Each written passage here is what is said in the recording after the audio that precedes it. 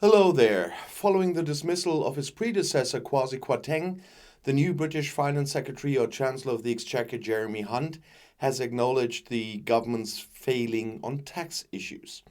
There were mistakes. That's what Hunt told Sky News on Saturday morning in his first interview since Prime Minister Liz Truss appointed him to succeed Kwarteng the day before.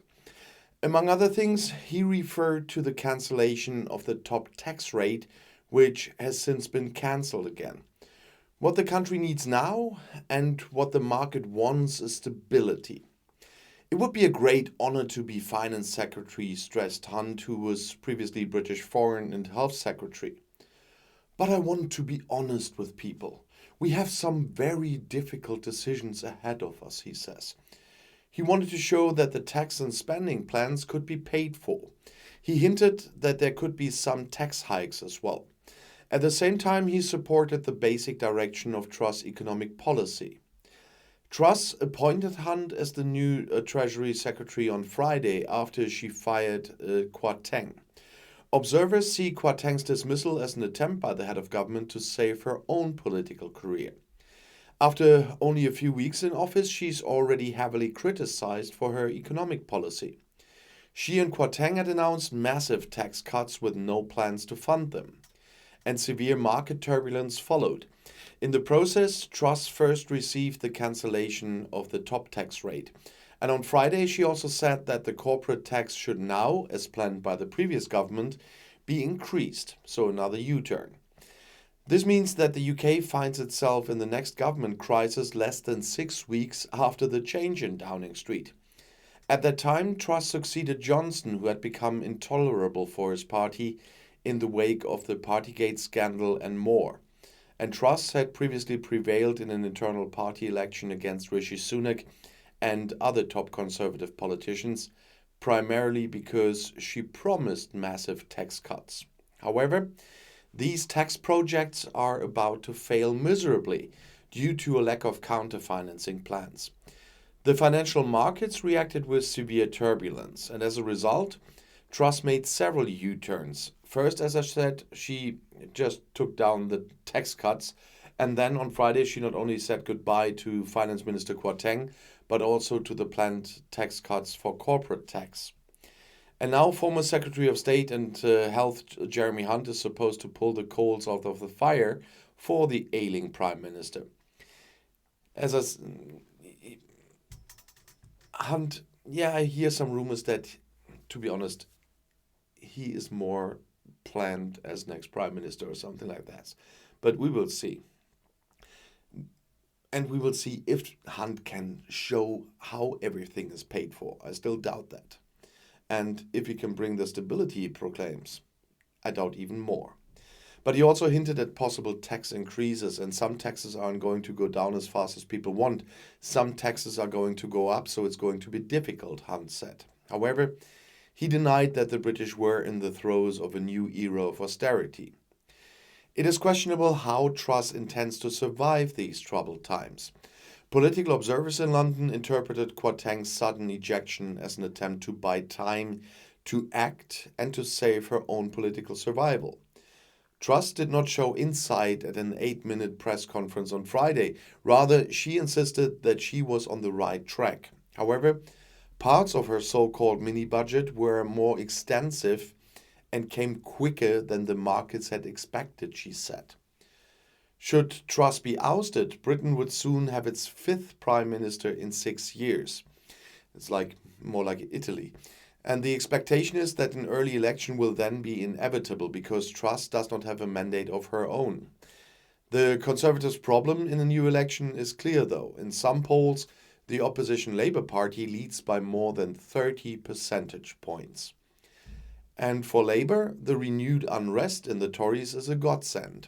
Labour leader Keir Starmer described Saturday's sacking as a grotesque chaos. The current situation is historically unprecedented, he said at a regional party conference in Barnsley. This administration has been wreaking havoc on our economy for 12 years, and because the kamikaze budget was wreaked even more havoc, we are naturally concerned, he said. What is needed is not a change at the top of the Tories, but a change in government. In other words, a new election. But can Britain still be governed after Brexit, the corona crisis, and inflation? Things are definitely not looking good for the current new Prime Minister Liz Truss, and that after just a few weeks. She had a clear plan to boost the country's economy again, with tax cuts in the billions, even for the super rich, and that should lead to more investment again and thus create jobs and growth, she thought. But financial experts and colleagues from Truss' own party questioned the plan. And as a result, the pound price plummeted and the Bank of England had to buy government bonds to prevent the negative trend and the decline in the value of pension funds. And to save herself, as I said, she had to sack her esteemed Chancellor of the Exchequer. And he has only been in office for 38 days. And now Jeremy Hunt, if he will fix it, we will see. But amid all the chaos, Truss announced a tax policy U-turn. And I can't emphasize that often enough. I don't even know how many U-turns there were in the few days she's in office. If any of you have counted, please let me know, because that were quite a lot. Truss was largely unrepentant and insisted she was on the right track, which did nothing to help financial markets and, of course, the country's political mood. The bond yields have recently picked up again, though. Adding fuel to the fire were Britain's tabloids media that are now comparing Truss to a head of lettuce. But what would that mean? Well, there is a curious live stream on YouTube right now asking the question, can Liz Truss last longer than this salad? And that was preceded by an article in The Economist that compared the current government crisis to the shelf life of a salad.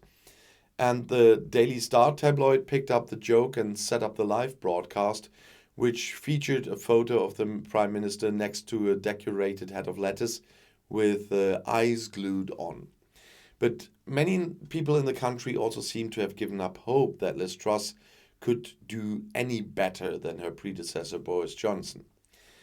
During protests in London in early October, 10,000 people gathered on the streets and held up prominent placards, for example with the pun, "In Truss, we don't trust." And meanwhile, the chaos on the financial markets continues, and the image of the Conservative Tory party is more damaged than it has been for a long time.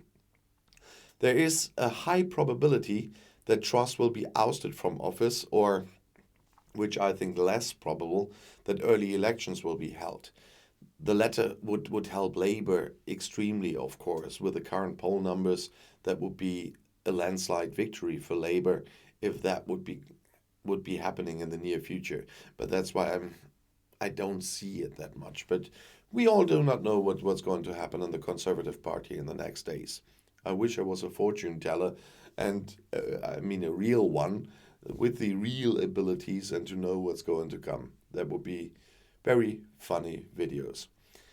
Talking about videos, I'm not 100% yet, but first of all, right now at the same time as this video, there is the first weekly magazines out on my channel on German politics. So if you want to look a little bit into a different country for a change, go to my Germany channel, and there you will find a video right now as well with several topics that are current until today. And on this channel here, you will get the next video at noon, and of course there will be one tonight. So I'm trying to get this back to normal a little bit here on this channel. And I'll see you either on my Germany channel or here in my next video, because I'll be back.